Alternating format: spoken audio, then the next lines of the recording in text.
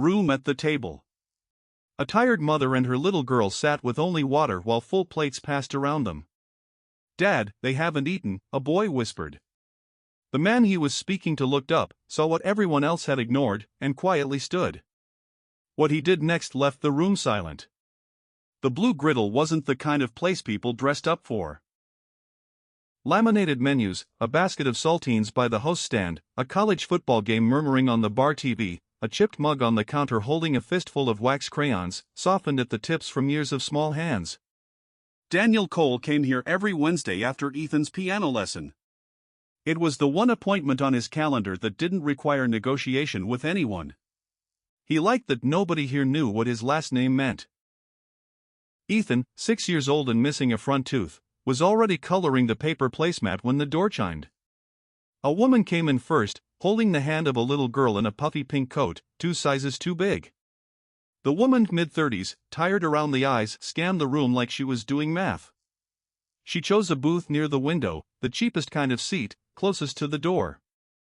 "Just 2 waters, please," she told the server. "Ice, no lemon. We're waiting on the 6:15 bus." The server nodded like she'd heard the sentence before and moved on. The little girl sat very still, hands folded on the table, the way children do when they've been taught not to ask for things. Her eyes drifted to a plate of grilled cheese and fries gliding past on a server's tray. She didn't say anything. She just watched it go by, then looked down at her own hands. Daniel didn't notice any of it. He was checking his phone, half listening to Ethan describe a video game level with tunnels in it. "Dad." Ethan's voice cut through, quiet and direct. "Why haven't they ordered food?" Daniel looked up. "What?" Ethan nodded toward the window booth without pointing, the careful discretion of a kid who somehow already understood not to stare. "The lady and her little girl. They just have water." Daniel followed his son's gaze. He watched the mother lean down and murmur something to her daughter, probably a story about the bus schedule, or how they'd eat a big breakfast tomorrow. Some soft lie built to protect a 4-year-old from worry. The girl nodded like she believed it. Daniel had built entire boardroom strategies with less conviction behind them. He recognized the posture, not helplessness, the opposite. That was a woman holding a line, spine straight, chin level, guarding something more fragile than her bank account. His first instinct was old and practiced: send the server over quietly, put a hot meal on the table, let the Foundation's habit of anonymous generosity handle it from a distance. Clean. No conversation required. But he watched her a second longer. The even voice. The way she didn't check the door for pity. The way her hand rested lightly over her daughter's, a small anchor. And Daniel understood that food arriving from nowhere would only tell her the room had noticed her struggling. It wouldn't cost him anything, which was exactly the problem. He set down his phone. "Come on," he said to Ethan, already sliding out of the booth, gathering both their menus. "Let's go ask a question." He crossed the diner with the 2 menus in hand, aware there was no version of this that could be undone once he started it. The mother looked up as he approached, and something in her shoulders braced. Not fear exactly, more like a woman who had learned to expect a catch in every kindness that came her way. "I'm sorry to interrupt," Daniel said, keeping his voice low, level, no performance in it. "My son noticed you 2 haven't ordered yet. We've got a big booth and more room than we need. Would you let us share the table?" For a moment she said nothing. Her hand tightened around the sweating water glass. Somewhere behind them, silverware clinked against a plate, ordinary and oblivious. The wall clock over the register ticked through the silence, unbothered. "We're fine," she said carefully. "We're just waiting on a bus." "I believe you," Daniel said. "I'm not asking because I think you need help. My son already made the invitation. I'm just delivering the message." Ethan, standing slightly behind his father, lifted the crayon-covered placemat like evidence. "I saved you guys some crayons," he said. "There's a green one left. Green's the best one." The little girl looked up at that, the first real flicker of interest crossing her face. She glanced at her mother, waiting, the way children wait when a decision belongs to someone else. The woman studied Daniel for a long moment, reading him the way people do when they've been burned by generosity with strings attached. Whatever she was searching for in his face, she didn't find the thing she was afraid of. "Nora," she said finally, quiet, almost testing the word. "This is Maya." "Oh, and I mean, Daniel." "And that's Ethan, who apparently runs the crayon situation around here." A small, unwilling smile crossed her mouth, gone as fast as it came. "But real." "We're not ordering much," Nora said, a warning as much as a decision. "Nobody's ordering for you," Daniel said. "There's just room if you want it." Maya was already sliding out of the booth before her mother finished nodding, small sneakers hitting the floor, reaching for Ethan's outstretched hand and the last green crayon like it had always been waiting for her. Nora rose more slowly, gathering her purse, her daughter's coat, the water glass she'd been guarding like it was the only thing she still had full control over. She didn't look at Daniel as she followed him back to the booth. She looked at the table itself, the space he was making, the menus already sliding across the vinyl, like she was trying to decide whether it was a trap or, for once, simply a table. Nora slid into the booth across from Daniel, keeping her coat on, keeping her purse in her lap like it might need to leave in a hurry. "We're not ordering a full meal," she said before he could offer a menu. "Just so that's clear." "Understood," Daniel said, and didn't argue the point. He waved the server over, asked for one more kids' menu, and told Ethan to slide down and make room. He didn't say a word about paying, didn't frame it as anything but arithmetic. 4 people, 1 table, plenty of space. He was making room, not making a gesture. The children solved the awkwardness before the adults could.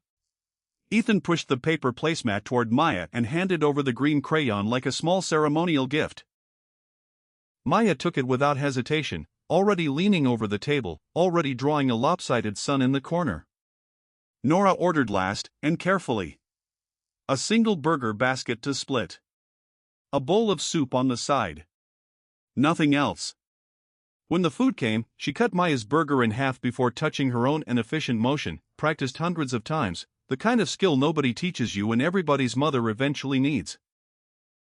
Daniel noticed it the way he noticed things in board meetings, quietly filing it away without comment.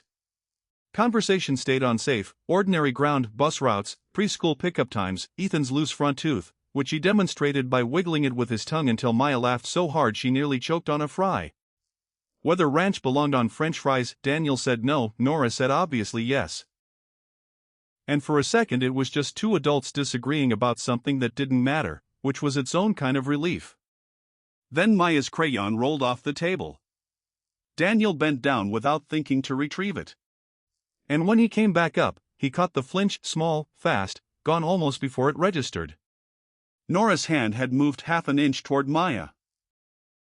Protective, automatic, the kind of reflex built by someone who had learned that a stranger reaching toward your child wasn't always harmless. Daniel set the crayon down on the table instead of handing it to her directly. He didn't comment on it. He just gave her the half-second of space her body had asked for, and went back to his fries like nothing had happened. Nora exhaled so quietly it might not have counted as a sound at all. "Sorry," she said anyway. "Long day." "You don't owe me an explanation," Daniel said. He meant it plainly, without weight behind it. And something in her shoulders came down another degree. By the time the check came, Daniel paid for his and Ethan's. Nora paid for hers and Maya's. No negotiation, no argument, exactly as it should be. Ethan had drawn 4 stick figures seated around a square table, too big, too small. Maya studied it for a moment, then took the red crayon and added a 5th plate at an empty spot, like the table was still deciding how many people it belonged to. "Who's that for?" Daniel asked. Maya shrugged, the universal answer of a 4-year-old who has already moved on to the next thought. "Just in case somebody's hungry." Nora's eyes flicked to the drawing and stayed there a second too long before she folded it carefully in half and tucked it into her coat pocket, like it was worth more than the crayon it was made with. Outside, the evening had turned wet and gray, headlights smearing gold across the parking lot. Nora bundled Maya into a stroller with the brisk efficiency of someone who had done it in the rain 100 times before she turned toward the bus stop. She looked back once. "Thank you," she said, "not warm, exactly. Careful." Like she was still deciding whether the words were safe to spend. "For not making it a whole thing." "There wasn't a thing to make," Daniel said. "Just dinner." She almost smiled at that. Then Maya called out through the drizzle, something about a big blue tunnel slide at the library reading garden, the best slide in the whole world, you had to come see it sometime. And Nora gently steered the stroller toward the bus stop before the invitation could turn into an address. Daniel and Ethan walked to the car in the same rain. Ethan held the folded placemat against his chest the entire way, careful not to let it get wet, guarding it the way his father had guarded nothing all evening, and everything underneath it. Inside the car, the turn signal ticked patiently at a red light. Rain streaked sideways across the windshield. Ethan stared out the window, quiet in a way that wasn't like him. "Dad," he said finally, so soft Daniel almost missed it under the sound of the wipers. "Are we ever going to see them again?" Daniel didn't answer right away. He watched the light change, watched his own hands on the wheel, and understood that whatever he said next wouldn't just be an answer to his son, it would be a promise he'd have to decide right now whether he actually intended to keep. His hands tightened slightly on the wheel. The silence stretched a beat longer than it should have. "I don't know, buddy," he said finally. "But I'd like to." Nora's kitchen was small enough that she could stand at the stove and reach the refrigerator without taking a step. The calendar tacked beside it did the real work of running her life. Preschool tuition due dates circled in blue ink, a late fee warning from the electric company, bus transfer times written in handwriting so small it looked apologetic. There was no room in that calendar for error. A late bus meant a late pickup fee at Maple Grove. A late fee meant a thinner grocery budget. Every hour was a hinge the next hour depended on, and Nora had learned to move through her days the way a person crosses ice, carefully, and without looking down. It wasn't poverty exactly. It was closer to a kind of vigilance that never got a day off, the constant, invisible math of knowing exactly how much was in the account, exactly how many days until payday, exactly what would happen if any one piece of the schedule slipped. She had gotten good at it. She had never once let Maya see her worry, and she counted that quietly as one of the harder jobs she'd ever done. After Maya was asleep, Nora sat at the kitchen table with her laptop and logged into her online billing certification course, the one that would, God willing, get her out from behind the register and into something with regular hours and health coverage. She read half a chapter on insurance codes before her eyes gave out, rereading the same paragraph 3 times without any of it landing. Before she closed the laptop, she opened the junk drawer beside the stove. The drawer where she kept the things that mattered too much for anywhere else. Maya's vaccination records. A photo strip from a booth at the state fair, 3 years and a different life ago. And now, folded in careful quarters, the placemat drawing. For stick figures at a table. A 5th plate. Just in case. She didn't examine why she'd kept it. She just knew that she had.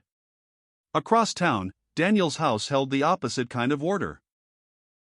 Clean lines, a pristine kitchen nobody cooked in properly, a custody calendar synced to his phone that told him exactly which Wednesdays and every other weekend belonged to him. He could manage piano lessons and dental appointments and permission slips without missing a beat. It was the unscheduled moments that cornered him, the questions Ethan asked at bedtime that didn't have a tidy answer, the silences that used to belong to 2 parents and now only had one. He was good at solving problems that came with a clear shape. He was less practiced at the ones that didn't. He and Ethan moved around each other with a kind of rigid courtesy, like colleagues sharing an office. It worked. It just didn't feel like much. And Daniel had started to notice the difference lately in a way he hadn't before. 3 weeks after that first Wednesday at the diner, Ethan stopped cold on the sidewalk after school, as if the question had been waiting in him the whole time. "Dad, can we go to the library? The one with the garden?" "No, we just left school. Maya said there's a big blue slide. She said it's the best one." Ethan's face had a stubbornness in it Daniel hadn't seen in months. Not sullen. Just certain. I want to see if it's true. Daniel understood, without either of them saying it out loud, that this wasn't about a slide. All right, he said. We'll go look. The library's reading garden sat behind the building, a fenced square of grass with a small playground donated by some long-ago community fund. Ethan was out of the car before Daniel had finished parking, sneakers hitting gravel, scanning the equipment with the focus of a much smaller search party. He found her on the swings. Maya, look, it's me. His voice carried clean across the yard, delighted and entirely without calculation, the way only a 6-year-old's joy can be. Nora, sitting on a bench nearby with a grocery bag at her feet, went rigid the instant she registered the voice. Daniel watched it happen in real time, the straightening of her spine, the quick, reflexive zip of Maya's coat, her hand already moving toward the tote bag beside her, the posture of someone recalculating an exit. She murmured something under her breath that Daniel was too far away to hear, though he could read the shape of it well enough in her face, whether to gather Maya up and leave before this turned into something complicated, or to stay for one ordinary minute and let it be nothing more than that. Daniel stopped a few feet short of the bench, giving her the room to decide. Leaves crunched once under his shoes and then went quiet. He didn't call out. He didn't apologize for showing up, and he didn't pretend it was an accident either. He simply stood there, patient, letting the choice belong entirely to her, the same choice she'd been making since the moment they'd first sat down across from him at a diner table 3 weeks ago. Maya was already climbing off the swing, tugging at her mother's sleeve, asking if Ethan could see the slide. Please, right now, before the sun went down. Nora looked at Daniel. Then she looked at her daughter's face, lit up in a way it rarely was these days. And then, slowly, she set the tote bag back down on the bench. The garden became a habit before either of them called it one. It started as coincidence, Daniel and Ethan happening by after school, Nora and Maya happening to be there most Thursdays, since the library was 2 bus stops from Nora's afternoon shift and the swings kept Maya busy while Nora caught her breath. Neither of them planned it out loud. It simply became the thing that happened on Thursdays, the way certain hours of the week take on a shape of their own without anyone deciding it. There was no promise made, no schedule confirmed, just two families finding, week after week, that they kept arriving at the same patch of grass at the same hour. Daniel learned to bring small, useful things instead of anything that looked like a gift. A bag of clementines from his own kitchen, split without ceremony. A spare pack of wet wipes for sticky hands. A box of sidewalk chalk that had been rattling in his trunk since some forgotten errand, which Ethan surrendered to the pavement without being asked twice. Nora noticed the difference. Nothing arrived wrapped. Nothing came with a look that expected thanks. Their conversations widened slowly, inch by inch. Nora told him, in the plain and unembarrassed way people describe an ordinary job, that the billing course was her way out, daytime hours, real benefits, something steady enough that one bad week wouldn't tip everything over.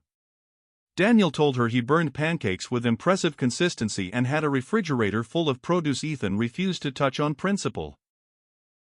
They talked about the incoming cold snap, about which grocery store had eggs on sale, about nothing that mattered, and everything that built trust one flat, unremarkable exchange at a time. The children built their own economy entirely, apart from the adults. Ethan always saved the green crayon for Maya, no matter how many other colors went missing under the bench. Maya, for her part, had decided somewhere along the way that Daniel sounded too formal for a man who let her keep the good chalk. "You're Mr. C," she informed him one afternoon, with the flat authority of a 4-year-old handing down a verdict. "Daniel's a grown-up name. Mr. C is better." Daniel laughed a real laugh, surprised out of him, the first one in longer than he wanted to admit. "Mr. C it is." It was on one of those ordinary Thursdays that Daniel overheard something he wasn't meant to. Nora had stepped a few feet away to take a call, her voice pitched low and careful in the way people talk when they're trying not to sound like they're asking for anything. "I understand the deadline was Friday," she was saying. "I just need a short extension. I can have the rest by the 15th.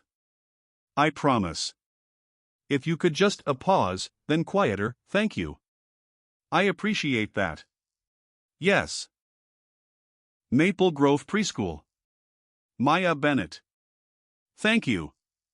She hung up and exhaled slowly before turning back toward the bench, her face rearranging into something steady before Maya could see it any other way. Daniel said nothing. He'd already noticed the Maple Grove logo stitched onto the corner of Maya's backpack weeks ago, and he understood now what the calendar Nora carried in her head must actually contain. He didn't ask. He didn't let his face show that he'd heard anything at all. It wasn't his to raise, and he understood, with a clarity that surprised him, that respecting the boundary mattered more right now than fixing anything later. Packing up the chalk as the light started to fade, Ethan mentioned it without any weight behind it at all, the way kids mention things that seem obvious to them and complicated to everyone else. My school's doing the fall picnic next Saturday. He said you can bring family guests. Can Maya and Miss Nora come? Nora went still for a moment, caught between the ease of the question and everything underneath it. The school parking lot, full of people who knew Daniel's name. The version of herself she'd have to be in a room like that. She didn't say yes. She didn't say no either. We'll see, she said, which both children accepted the way children accept most things adults say when they aren't ready to commit. Daniel didn't push. He'd learned that much. That Saturday morning, he sat in his car outside the park, the picnic already gathering behind the fence, folding tables, a banner strung between two trees, the low murmur of 100 conversations he wasn't sure he wanted to have without her there. A paper grocery bag sat untouched on the passenger seat, packed with extra sandwiches, just in case she came hungry, just in case she didn't, just in case having them ready was the only part of this he could actually control. The dashboard clock ticked past 9:15. In the back seat, Ethan leaned forward against the window, seatbelt already unbuckled, watching the entrance the way he watched for Maya on the swings, like the whole morning depended on it. Are they going to come? Daniel said quietly, mostly to himself. Or am I a fool for hoping they will? Nora arrived 20 minutes late, straight from her Saturday shift, still in her work shoes, carrying a foil-covered dish of pasta salad she'd made the night before and nearly talked herself out of bringing 3 separate times. She'd stood in her kitchen at 11 the night before, weighing whether showing up with something homemade would look like trying too hard or not enough, before deciding it didn't matter and packing it anyway. Ethan spotted her first. She came, Dad, she came. He was off the blanket and running before Daniel could answer, and Maya met him halfway across the grass, both of them colliding into the kind of hug only children give, total, unguarded, over in 2 seconds. Nora set the pasta salad down among the potato salads and deviled eggs on the folding table, and something in that small act changed the shape of the whole morning. She wasn't arriving to be given something. She was arriving with something to give. Daniel felt the difference before he understood it, a kind of relief settling into his chest that surprised him with how much room it took up. The picnic itself was a study in small comparisons Nora hadn't asked to make. Coats that cost more than her car payment. Easy talk of ski trips and lake houses. A few parents who recognized Daniel and drifted over with the practiced warmth people save for money, calling him by name, asking after the foundation, glancing at Nora with polite, unpaced curiosity, the look of people trying to work out where she fit into a picture they thought they already understood. Nora stood a little apart from those conversations, not sulking, just clear-eyed about the gap. She didn't need Daniel to close it for her. She managed it the way she managed everything. Quietly, on her own terms. Then Daniel's phone buzzed in his jacket pocket. A text from his mother, running late. Won't make the 3-legged race. So sorry. Next time. Ethan read it over his father's shoulder just as the announcement crackled over the loudspeaker. Parent-child 3-legged race, 5 minutes, gather at the starting line. He froze. Daniel saw it happen, the small collapse behind his son's eyes, and didn't know what to say fast enough. Nora did. She crossed to Ethan's folding chair and knelt down to his eye level, unhurried, like she had all the time in the world for this exact problem. Hey, I heard there's a beanbag toss happening on the other side of the field. And I heard Maya's terrible at it. Somebody's going to have to help her win. You interested? Ethan blinked at her, then at Maya, who was already nodding like this was the most important assignment of her life. The moment passed without anyone drawing attention to what it had almost been. Daniel watched Nora do, in 10 seconds, something he hadn't figured out how to do in 6 months: protect his son's feelings without making a single person in that field notice there was anything to protect. The sky, which had been gray and undecided all morning, opened up without warning. Rain came down hard and fast, drumming against the pavilion roof as families scrambled for cover, folding chairs scraping across pavement, someone's paper plate sailing off a table under the shelter, packed shoulder to shoulder with strangers. Daniel glanced up and saw the plaque bolted beside the entrance: Maple Grove Community Pavilion, donated by the Cole Family Foundation. He'd forgotten it was even there. He'd forgotten, sometimes, that his name meant anything at all outside of a bedtime story. A school board member near the door was trying to wave latecomers toward the crowded benches. Daniel caught his eye and raised his voice just enough to carry over the rain. "Save those seats, they're with us." He didn't look at Nora when he said it. He didn't need to perform the moment for her. But she heard it. Heard her name folded into his, publicly, without hesitation, without the careful hedging he'd used every other time they'd been somewhere with people who knew him. The rain kept hammering the roof. Somewhere on the picnic table behind them, the wind flipped open an event program left face up in a puddle. And there, printed plainly beneath a header of thanks, was the line, "Cole Family Foundation, proud sponsor." Nora's eyes found it and stayed there. "So you weren't just Mr. See, after all," she said quietly, almost to herself, her voice caught somewhere between amusement and something more unsettled. Daniel turned to her, rain still dripping from his hair, and for the first time since they'd met, he didn't have a smooth answer ready. "No," he admitted. "I guess I wasn't." Nora looked back down at the program, then up at the plaque, then at the man standing beside her, who had just claimed her out loud in front of people who mattered to his own life. Something in her face wasn't relief exactly. It was closer to recalculation, the sound of a door she'd kept carefully shut, creaking open half an inch, whether she'd meant to let it or not. Once Nora knew the name, she couldn't unknow it. She replayed the last month with new eyes. The tailored coat that had never once looked worn. The easy confidence with which doors opened for him. The way a school board member had rushed to shake his hand in the rain. It all lined up. She didn't blame him for having money. What worried her was older and harder to name. Kindness backed by that much money had a way of turning into obligation, whether the person offering it meant it to or not. She had seen it before, in smaller ways, with landlords and caseworkers and well-meaning relatives, help that came with an invisible ledger attached, one she'd be expected to settle sooner or later. Daniel, for his part, made the mistake that came most naturally to him. He was a man who solved problems. Give him a clear problem and he would take it apart methodically, quietly, and fix it before anyone had to ask twice. It was how he'd built everything he had. So when he thought about the strain in Nora's voice on that phone call at the library, and the Maple Grove logo on Maya's backpack, he did what he always did. He acted. He routed a payment through the foundation to cover Maya's overdue tuition balance. He mentioned Nora's name casually to a contact at a medical clinic with an opening in billing. In his mind, it was tidy, 2 loose threads quietly tied off, no fuss, no need for her to ask him for anything at all. He never considered that fixing it quietly and fixing it invisibly were not the same thing. Nora found out on a Tuesday, picking Maya up from Maple Grove. The front desk administrator, beaming, leaned across the counter and said, warm and entirely well-meaning, "We just wanted to say thank you again. Mr. Cole's hardship grant really came through at the right time for you too." The words sounded official, almost gentle, which somehow made them worse. 2 other mothers were standing close enough to hear every word, and Nora watched their expressions shift too. The quick, curious glance, the small recalibration of a story they thought they already understood about her. Nora felt the floor tilt. It wasn't the money. It was the sentence itself, and the way it rearranged her instantly from a woman working hard to earn her way, into someone's charity case, a line item in another person's generosity, discussed at a preschool front desk like weather.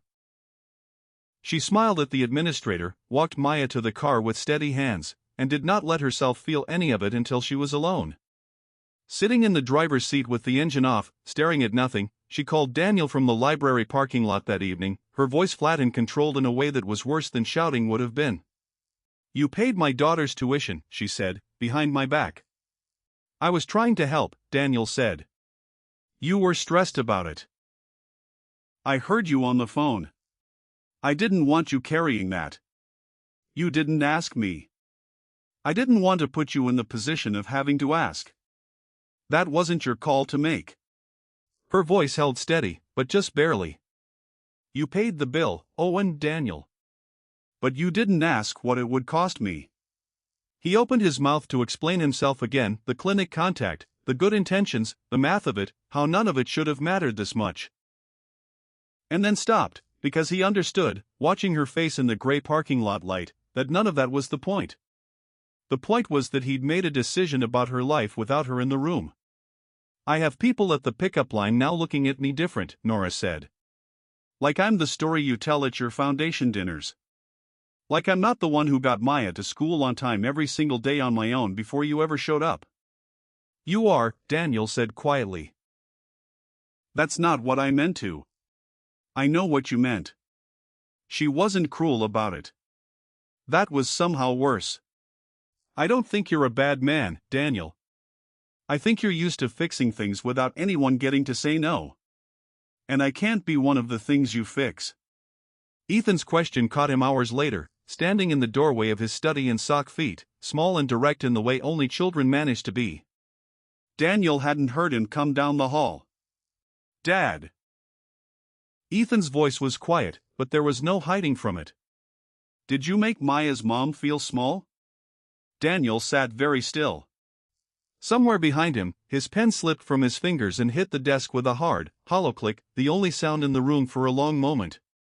He thought about lying, softening it, telling his son it was complicated in the way adults tell children things are complicated when they mean I don't want to answer that honestly.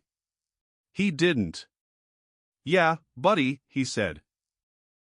I think maybe I did. Ethan didn't say anything else. He just stood there a moment longer, watching his father with an expression Daniel couldn't entirely read, then turned and padded back down the hallway toward bed, leaving Daniel alone with the pen on the desk and the sentence he now had to figure out how to undo. Daniel didn't call. He didn't send flowers. Didn't write a long apology explaining himself. Didn't do any of the things a man used to solving problems with resources would normally reach for. He'd already tried that approach once, and it was exactly what had gotten him here. He'd spent his whole life believing that a well-placed solution was its own kind of apology. Nora had taught him, in one short parking lot conversation, that it wasn't. Instead, he made 2 quiet calls of his own. He phoned Maple Grove and asked them to move Maya's hardship grant out of any account tied to her name and into a general fund open to any family who needed it, no names attached, no thank you notes required. He called his contact at the clinic and asked her plainly to withdraw the referral. If Nora wanted that job, she'd get there on her own terms or not at all. Then he waited, not passively. He showed up on Thursdays at the library garden the way he always had.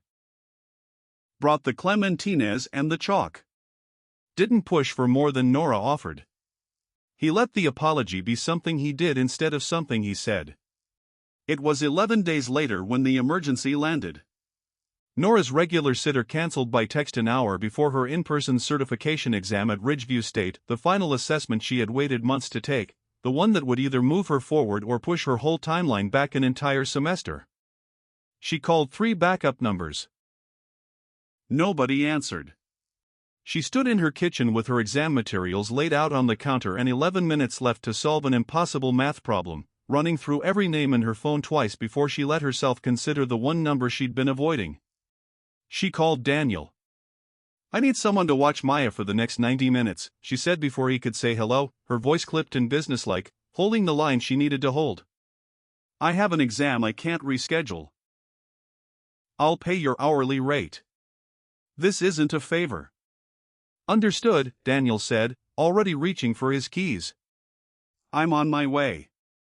He arrived with Ethan in tow, and Nora met him at the door with a handwritten list taped to the refrigerator. Snack times. An inhaler in the second drawer. Maya's rule about which stuffed rabbit went where during quiet time. Daniel read it once, said nothing about how thorough it was, and nodded. 90 minutes, Nora said again, keys already in hand. I mean it. Go, Daniel said. We've got it. He followed the list exactly.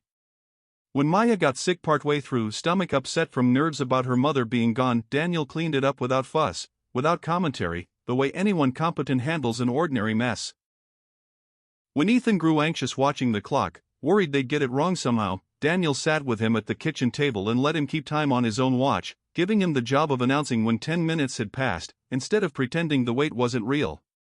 There was no drama in any of it. That was the point. Nora came back an hour and 26 minutes later, exam behind her, results not yet known, but the door to her own future at least still open. She found her kitchen clean. Maya asleep on the couch under a blanket that hadn't been there before. Ethan quietly finishing a math worksheet at the table. A cabinet hinge that had caught her sleeve for 2 years, finally tightened without being asked. Daniel was waiting on the porch steps, not inside. He hadn't let himself sit in her living room like it was his to occupy. Even the small repair in the kitchen had been done from the doorway, with Ethan holding the flashlight and Maya asleep within sight, because this time Daniel understood that usefulness did not give him ownership. Nora stood in the doorway for a moment before stepping out onto the porch. The evening air had turned cool, carrying the first real edge of fall. I kept trying to help you on my terms, Daniel said before she could speak. I think I understand now. That's not the same thing as actually being helpful. Nora wrapped her arms around herself against the chill. In my life, she said, when people with power help you without asking, there's usually a price tag hiding somewhere in it. I've paid that price before. I'm not paying it again. Then I'll just have to be consistent enough to prove there isn't one, Daniel said. That's all I've got. No grand gesture. Just showing up the same way, over and over, until you don't have a reason to brace for it anymore. Nora studied him for a long moment. No performance in his face. No rehearsed line. Just a man standing on her porch steps in the cold, waiting to be told whether he'd earned anything at all. She didn't answer right away. She looked back through the screen door at her sleeping daughter, at Ethan bent quietly over his worksheet like a child who understood he was a guest in someone else's fragile evening, at the hinge that finally didn't catch. Then she pulled the screen door halfway shut behind her, paused, and let it hang open instead of closing it the rest of the way. I made too much soup for dinner, she said quietly. If you two haven't eaten yet, there's enough at the table. Daniel's boots stopped cold on the wooden step for a long beat. Neither of them moved, the porch light humming faintly overhead, the smell of chicken soup drifting out into the cold evening air. Then he turned around. Several months had passed by the time the story settled into something like an ordinary life. And ordinary was exactly what it looked like, no fairy tale ending, just steady footing where there hadn't been any before.